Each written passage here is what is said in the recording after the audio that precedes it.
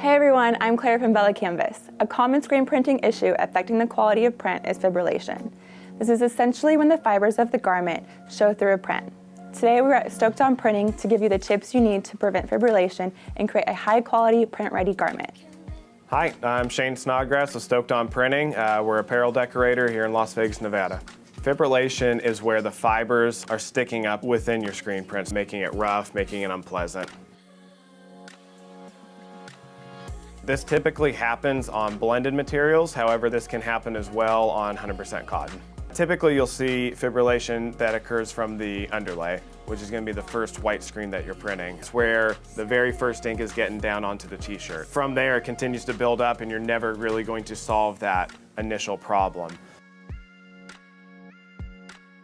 Going with BELLA+CANVAS rather than a economical promotional t-shirt typically is going to wield a much higher quality of the print just because it's a 30 singles, it has a much tighter weave to the fabric, and it really allows you to have a better quality print.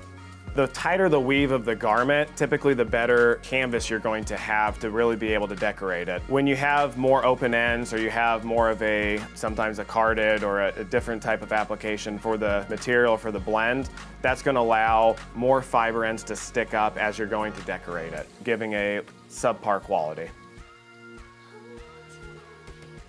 So the ways that we can eliminate fibrillation in production is having a really tight screen, measuring the newtons on your screens, as well as also using a iron or a roller squeegee. The way you can do that is with having proper off contact, allowing the ink to fully transfer from the screen down to the shirt and not having the screen pull the ink back up. So if you have too loose of a screen, what can happen is the mesh will literally touch or kiss the garment, and as it pulls it back up, it really brings fibers back up with it. If you're still experiencing issues, one of the variables you can change out is your squeegee using a different durometer, maybe a softer or harder durometer depending on what you're using, as well as changing the angle of it as well to allow more shear or more ink to shear down onto the garment. Using a harder or softer squeegee definitely depends on the textile of what you're printing. However, a softer squeegee is going to allow more ink to pass down.